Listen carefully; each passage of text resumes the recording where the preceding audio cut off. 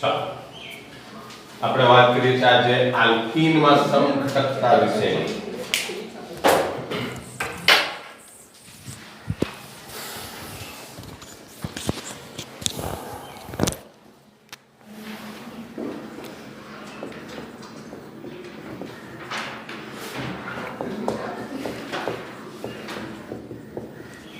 Alkene એટલે કે દ્વિબંધ ધરાવતા સંયોજનો। કયા સંયોજનો? દ્વિબંધ ધરાવતા સંયોજનો। તો કે તેમાં બે પ્રકારની સમઘટકતા જોવા મળે છે। એમાં નંબર 1 બંધારણીય સમઘટકતા અને નંબર 2 ભૌમિતિક સમઘટકતા। કેટલા પ્રકારની સમઘટકતા જોવા મળે? બે પ્રકારની। કઈ કઈ? બંધારણીય સમઘટકતા અને ભૌમિતિક સમઘટકતા। એમાંનો સૌથી પહેલો પ્રકાર એટલે કે બંધારણીય સમઘટકતા એટલે શું? તો કે સંયોજનોના અણુસૂત્રો સમાન હોય પણ બંધારણીય સૂત્રો જુદા જુદા હોય। સંયોજનના અણુસૂત્રો કેવા હોય? સમાન, પરંતુ બંધારણીય સૂત્રો કેવા હોય? જુદા જુદા। તેમને કહેવામાં આવે છે એકબીજાના બંધારણીય સમઘટકો। એને બંધારણીય સમઘટકતા તરીકે ઓળખવામાં આવે। ઓકે, એવી બંધારણીય સમઘટકતાની વાત કરીએ તો દાખલા તરીકે બ્યુટ એન ઇન, કયું? બ્યુટ એન ઇન પ્રકારના જે સંયોજનો છે અથવા એને બ્યુટીન કહેવાય, તો કે એમાં પહેલું એક સમઘટક બને CH3 CH2 CH double bond CH2। દ્વિબંધ કેટલા નંબર પર આવે? 1 નંબર પર। આનું નામ શું? 1 2 3 4 આને કહેવાય બ્યુટ 1 ઇન। શું કહેવાય?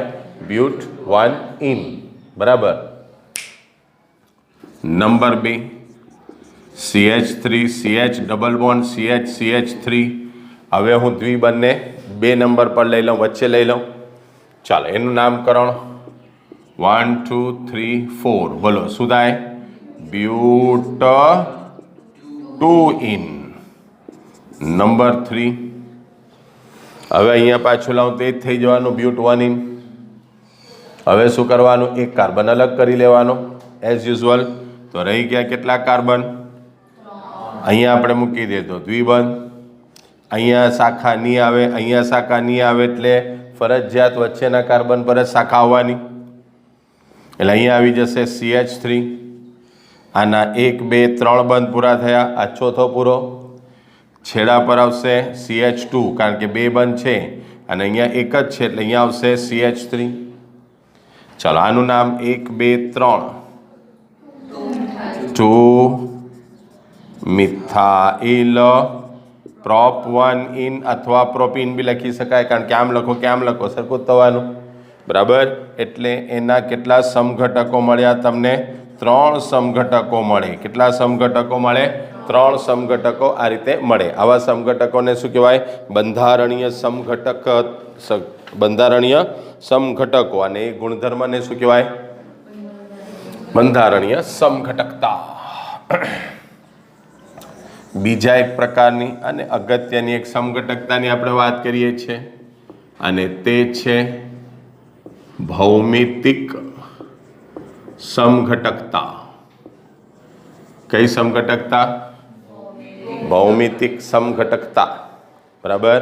ઓકે, ભૌમિતિક સમઘટકતાની વાત કરીએ તો દ્વિબંધ સાથે સંકળાયેલા 2 કાર્બનને ઇથિલિનિક કાર્બન કહેવાય। શું કહેવામાં આવે છે? ઇથિલિનિક કાર્બન। દ્વિબંધ સાથે જોડાયેલા કાર્બનને શું કહેવાય? ઇથિલિનિક કાર્બન। ઇથિલિનિક કાર્બન પર રહેલા 2 સમૂહો બે ભિન્ન એવા સમૂહોની ભૌમિતિક ગોઠવણીને આધારે બે પ્રકારના સમઘટકો મળે. નંબર 1 સિસ અને નંબર 2 ટ્રાન્સ. કેટલા પ્રકારના સમઘટકો મળે? બે પ્રકારના. કયા કયા? સિસ અને ટ્રાન્સ. બીજું, બંને કાર્બન પરના સમૂહો સરખા હોય પણ એક કાર્બન પર ના બે સમૂહો જુદા હોય ત્યારે આવી સમઘટકતા જોવા મળે. ત્યારે એના સિસ અને ટ્રાન્સ એવા બે સમઘટકો મળે. કેટલા? કયા કયા? સિસ અને trans. C double bond C, આને કહેવાય ઇથિલિનિક કાર્બન. એના ઉપર બે સમૂહ અલગ હોવા જોઈએ. કેવા હોવા જોઈએ? અલગ. પરંતુ બંને કાર્બન પરના બે ભિન્ન સમૂહો પાછા કેવા હોવા જોઈએ? સમાન. આ બાજુ XY હોય તો આ બાજુ પણ XY જ હોવું જોઈએ. બરાબર? એટલે XY C double bond CXY એ પ્રકારનું જો બંધારણ હોય તો એના સિસ અને ટ્રાન્સ એ બંને સમઘટકો સરળતાથી પ્રાપ્ત થાય. બંને સમઘટકો મળે સિસ અને ટ્રાન્સ. એક કાર્બન પર બંને સમાન હોય તે બી નહીં ચાલે. આ બાજુ XX હોય, આ બાજુ YY હોય તેવું નહીં ચાલે. બરાબર? ઓકે. આ બાજુ XX હોય અને આ બાજુ ZZ હોય તો એ બી નહીં ચાલે. બરાબર? ચાલો, તો દ્વિબંધની એક બાજુએ બે સમાન સમૂહો ગોઠવાય તો તેને સિસ સમઘટક કહેવાય. દ્વિબંધની કોઈ બી એક બાજુએ બે સમાન સમૂહ હોય અને બીજી બાજુએ બીજા બે સમાન સમૂહ હોય તેને કહેવાય સિસ સમઘટક. તે ઓછું સ્થાયી હોય. બીજું, તે પોઝિટિવ ચુંબકીય ચાકમાત્રા જેને મ્યુ કહેવાય છે તે ધરાવે. એની ચુંબકીય ચાકમાત્રા કેવી હોય? પોઝિટિવ હોય, શૂન્યની હોય. ચુંબકીય ચાકમાત્રા કેવી હોય? શૂન્યની હોય, પોઝિટિવ હોય. બરાબર? ઓકે. બીજું,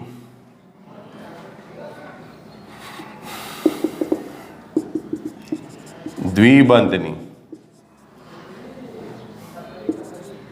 એક બાજુએ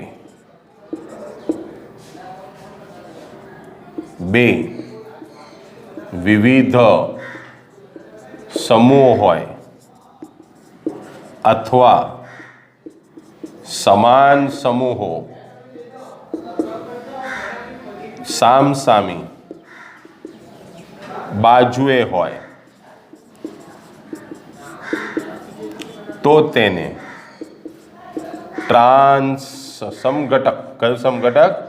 ટ્રાન્સ સમઘટક કહેવાય. કયું સમઘટક કહેવાય? ટ્રાન્સ સમઘટક. બરાબર?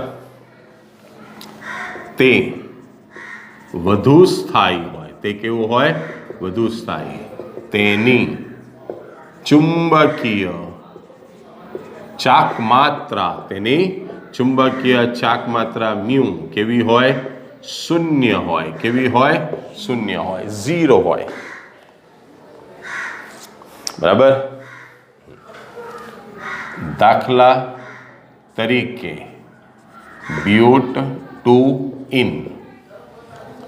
આવા ઘણા બધા વિકલ્પો પૂછાય છે. બ્યુટ-2-ઇન છે, 2,3 ડાયક્લોરોબ્યુટીન છે. બરાબર? તો એવા ઘણા બધા ઉદાહરણો પૂછાય છે અને એમાંથી હોય કે આમાંથી કયો પદાર્થ ભૌમિતિક સમઘટકતા ધરાવે, કયો ન ધરાવે, તે તમારે શોધવાનું હોય. તો એને માટે આ નિયમ ધ્યાનમાં રાખવાનો. અને જ્યાં સુધી તમે બંધારણ દોરશો નહીં ત્યાં સુધી તમને ખબર પડશે નહીં. એટલે પહેલાં તો બંધારણ આવડવું જોઈએ. બ્યુટ, બ્યુટ એટલે કેટલા કાર્બન? 4, બરાબર. એટલે 1 2 3 and 4 દ્વિબંધ આવે વચ્ચે, બરાબર. ચાલો, અહીંયા આવશે CH3 CH3, અહીંયા એક બંધ, અહીંયા એક બંધ, તો અહીંયા આવશે CH, અહીંયા આવશે CH.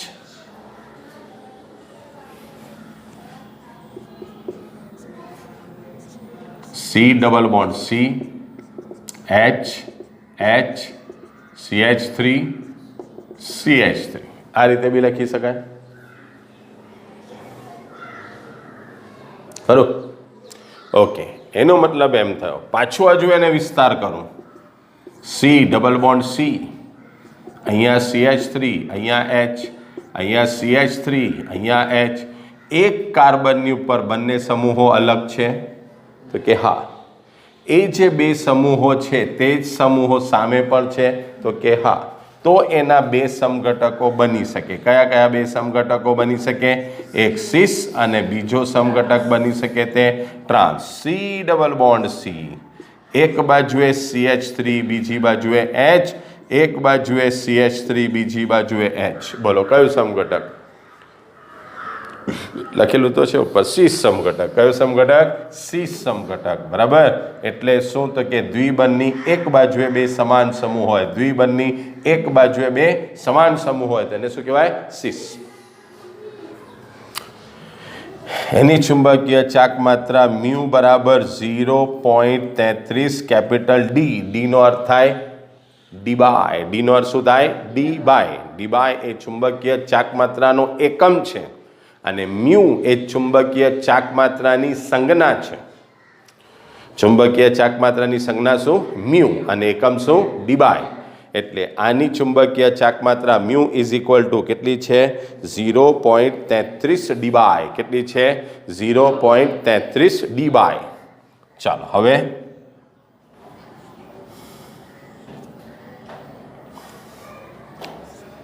બીજી વાત. C ડબલ બોન્ડ C, ઉપર તો એમ જ રહેવા દેવાનું, CH3 અને H. હવે નીચે હું બદલી નાખું છું, અહીંયા H અને અહીંયા CH3. કયો સમઘટક? ટ્રાન્સ, બરાબર. કેમ ટ્રાન્સ સમઘટક? તો દ્વિબંધની સામસામી બાજુએ સમાન સમૂહ, દ્વિબંધની સામસામી બાજુએ સમાન સમૂહ, સમાન સમૂહ એક બાજુએ નથી, અથવા એક બાજુના બે સમૂહ જુદા છે, તેને શું કહેવાય? ટ્રાન્સ સમઘટક. કયો સમઘટક? ટ્રાન્સ સમઘટક. એને માટે મ્યુ ઇઝ ઇક્વલ ટુ કેટલા છે? 0 ડી બાય. એને માટે ચુંબકીય ચાક માત્રાનું મૂલ્ય કેટલું હોય? 0, 0 હોય, બરાબર. તો આવી ભૌમિતિક સમઘટકતા કોને કારણ, કોની અંદર સર્જાય? આલ્કીનમાં. કોને કારણે સર્જાય? દ્વિબંધને કારણે. કોની કારણે? દ્વિબંધ. એમાં કન્ફર્મર્સ મળે? નહીં મળે, કારણ કે દ્વિબંધ છે એટલે રોટેશન જ નહીં થાય, બરાબર છે. ઓકે, તો લખેલ આટલું.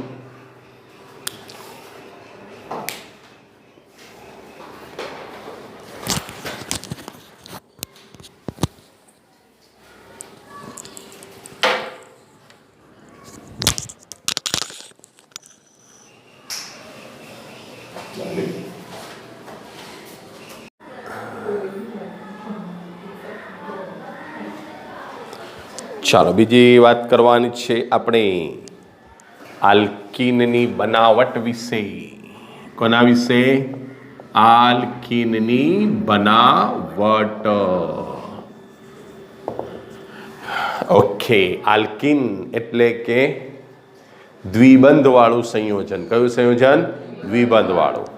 એમાં સૌથી પહેલી એક પ્રક્રિયા એટલે કે હાઇડ્રોજનીકરણ, એટલે કે H2 સાથેની પ્રક્રિયા. કોની સાથેની? H2 સાથેની પ્રક્રિયા. પણ આમાં એક મુશ્કેલી, આગળ આપણે શીખી ગયા હાઇડ્રોજન સાથેની પ્રક્રિયા. જ્યારે હાઇડ્રોજન સાથે આલ્કીન અથવા આલ્કાઇનની પ્રક્રિયા કરીએ ને તો ડાયરેક્ટ એમાંથી શું બની જાય? આલ્કેન. પીટી, પીડી, એનઆઈ જેવા ઉદ્દીપકની મદદથી. પણ અહીંયા આપણે આલ્કીન બનાવવાનું છે, એટલે કે એક તબક્કે અટકી જવાનું છે. શેમાંથી આલ્કીન બનાવવાનું છે? તો કે ત્રિબંધ ધરાવતા એવા આલ્કાઇનમાંથી. શેમાંથી? ત્રિબંધ ધરાવતા એવા આલ્કાઇનમાંથી. શું બનાવવાનું છે? આલ્કીન. ત્રિબંધ ધરાવતા આલ્કાઇનમાંથી શું બનાવવાનું છે? આલ્કીન. એનો મતલબ એમ થયો કે ત્રિબંધમાંથી શું બનાવવાનું છે? દ્વિબંધ. હવે ત્રિબંધ ધરાવતા સંયોજનોનું હાઇડ્રોજનીકરણ ડાયરેક્ટ કરીએ ને તો શું થાય? આલ્કેન બની જાય. 2 હાઇડ્રોજન ઉમેરાઈ જાય. પણ આપણે અટકી જવાનું છે એક જ તબક્કામાં. તો એને માટે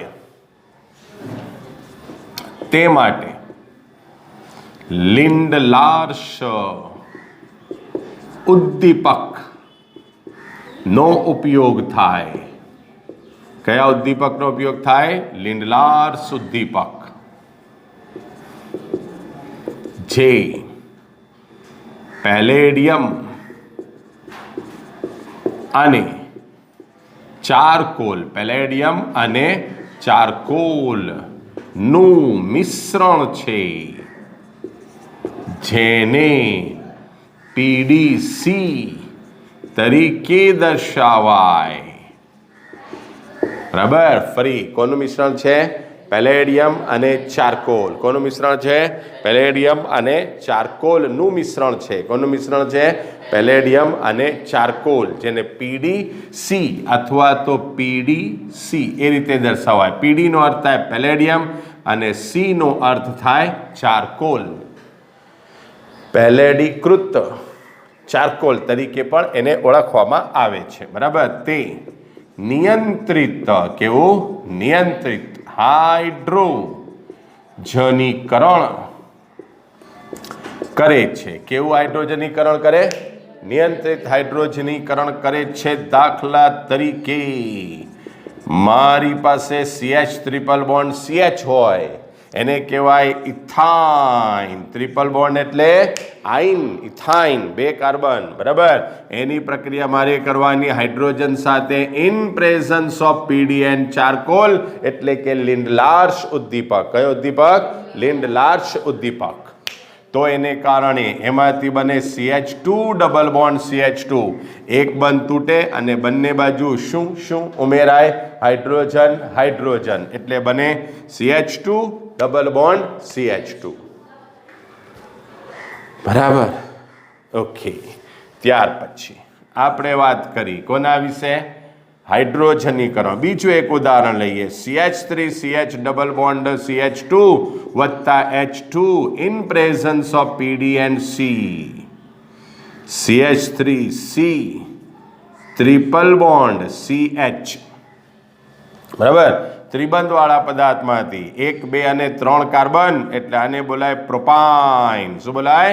પ્રોપાઇન. પ્રોપાઇનમાંથી શું બનશે? તો કે CH3CH ડબલ બોન્ડ CH2. એક કેચ આ બાજુ ઉમેરાય, એક કેચ આ બાજુ ઉમેરાય. બરાબર.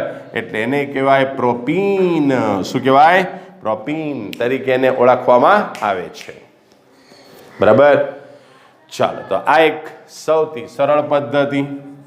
બીજી એવી એક પદ્ધતિ, અને એ પણ એટલી જ ઇમ્પોર્ટન્ટ છે, અને તે પદ્ધતિ એટલે કે આલ્કાઇલ હેલાઇડમાંથી. શેમાંથી? આલ્કાઇલ હેલાઇડમાંથી આલ્કીન મેળવવાની પદ્ધતિ. શેમાંથી? આલ્કાઇલ હેલાઇડમાંથી આલ્કીન મેળવવાની પદ્ધતિ. બરાબર. ઓકે.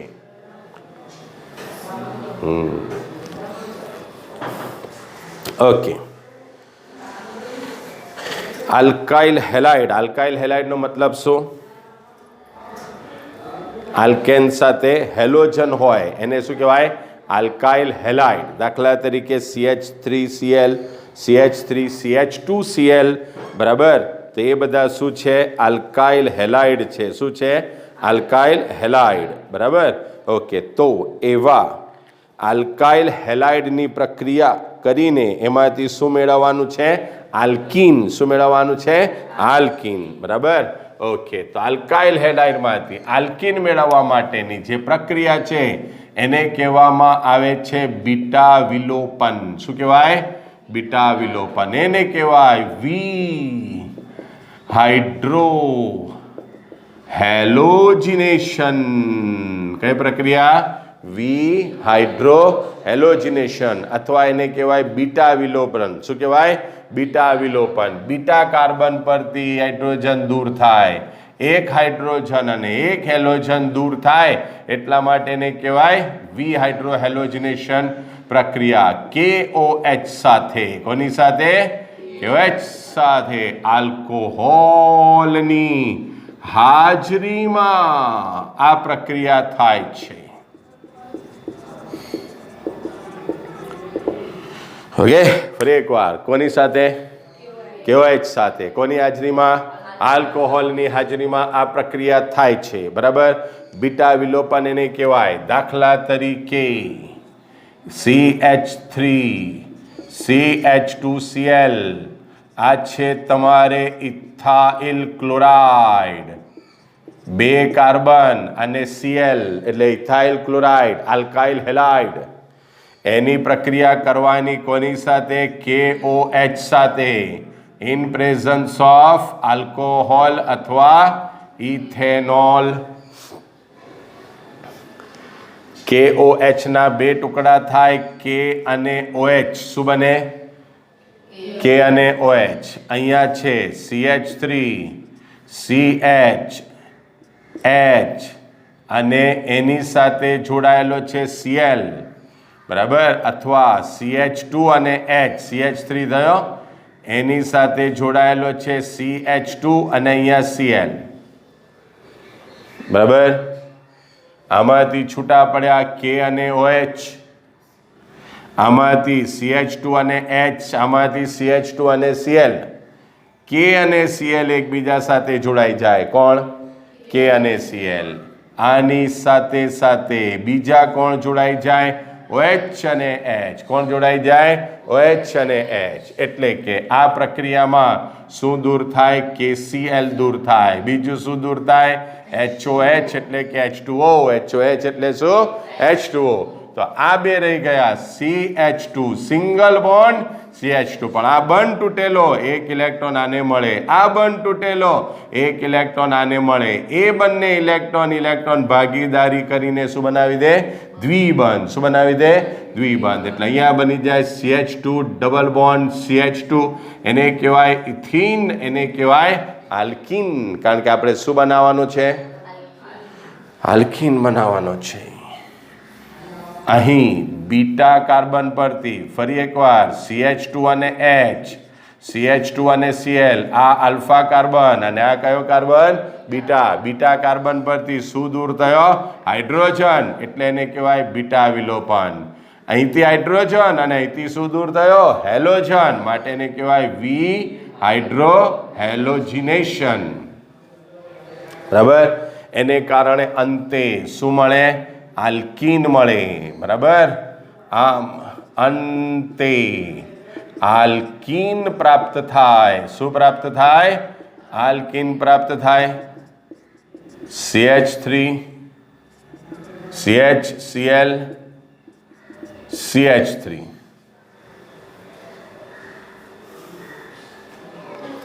બોલો, આની સાથે પ્રક્રિયા થાય? થશે જ ને? કોની સાથે પ્રક્રિયા કરીએ? KOH. તો K અને Cl જોડાઈ જાય. શું બનાવે? KCl વત્તા OH અને આનો H. બરાબર. એટલે એમાંથી શું બનાવે? H2O. આ બાજુ શું બચ્યું? CH3. એની સાથે તો કોઈ પ્રક્રિયા થઈ નહીં. આની અંદરથી શું ગયો? Cl. આમાંથી શું ગયો? CH2. ઇલેક્ટ્રોન આપતો જાય, ઇલેક્ટ્રોન આપતો જાય, દ્વિબંધ રચાય. એટલે CH3 CH double bond CH2. આને કહેવાય પ્રોપીન. શું કહેવાય? પ્રોપીન. તમને એવો પ્રશ્ન થાય, જો કે થતો જ નથી, હે ને? તો કે અહીંથી સર હાઇડ્રોજન દૂર થાય છે, એને બદલે અહીંથી બી દૂર થઈ જ શકે ને, પણ અહીંથી બી જો દૂર થશે તો પદાર્થ તમારો આ જ બનશે, પ્રોપ-1 જ બનવાનો છે, પ્રોપીન જ બનવાનો છે, બરાબર. એટલે બંને બાજુના કાર્બન સમમિત છે, એટલે આ બાજુથી દૂર કરો કે આ બાજુથી દૂર કરો કોઈ ફેર પડશે નહીં. તમારી અંતિમ નિપજ પ્રોપીન અથવા તમારી અંતિમ નિપજ પ્રોપ-1 ઇન જ રહેવાની છે. શું રહેવાની છે? પ્રોપ-1 ઇન. એટલે તમે આ રીતે બી લખી શકો, અહીંથી હાઇડ્રોજન દૂર થાય તો CH2 ડબલ બોન્ડ CH3, બરાબર. તો આ પ્રક્રિયાને શું કહેવાય? બીટા વિલોપન અથવા એને કહેવાય વિહાઇડ્રોહેલોજિનેશન. શું કહેવાય? વિહાઇડ્રોહેલોજિનેશન. KOH સાથે ઇથેનોલની હાજરીમાં પ્રક્રિયા થાય. કોની સાથે? KOH સાથે. કોની હાજરીમાં પ્રક્રિયા થાય? ઇથેનોલની હાજરીમાં પ્રક્રિયા થાય, બરાબર. ઓકે, તો આ જે પ્રક્રિયા છે તેમાં પ્રક્રિયાની ઝડપનો ક્રમ નંબર 1 હેલોજન માટે IBrClF એ ક્રમની અંદર હશે. કયા ક્રમની અંદર હશે? IClBrF. કયા ક્રમમાં? IBrClF, બરાબર. ઓકે, Cl સુધી યાદ રાખશો તો બી ચાલશે. IBrNCl. તો એ ઝડપથી પ્રક્રિયા કરે.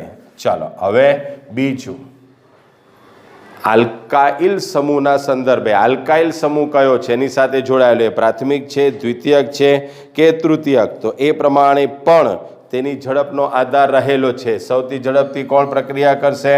તૃતીયક. એના કરતાં ધીમી સેકન્ડરી અને એના કરતાં ધીમી પ્રાઇમરી, બરાબર. આલ્કાઇલ હેલાઇડ માટે, કોને માટે? સોરી, આ હેલોજન થયો ને, હવે આલ્કાઇલ સમૂહ માટે. કયા સમૂહ માટે? આલ્કાઇલ સમૂહ માટે નો ક્રમ શું થશે? 3 અંશ હશે ઝડપથી, 2 અંશ ઝડપથી, અને એના કરતાં 3 અંશ કરતાં ધીમે 2 અંશ, એના કરતાં ધીમે 1 અંશ. દાખલા તરીકે અત્યારે આ પદાર્થ છે, એને બદલે CH3 CH2 CH2Cl, તો આ પ્રાથમિક છે અને આ કેવો છે? દ્વિતીયક. તો આ જે પદાર્થ છે તે ઝડપથી પ્રક્રિયા કરશે, એના કરતાં ધીમી પ્રક્રિયા કોણ કરશે? પ્રાથમિક, બરાબર. કારણ કે અહીંયા Cl સેકન્ડરી પર છે ને. ઓકે, ચાલો.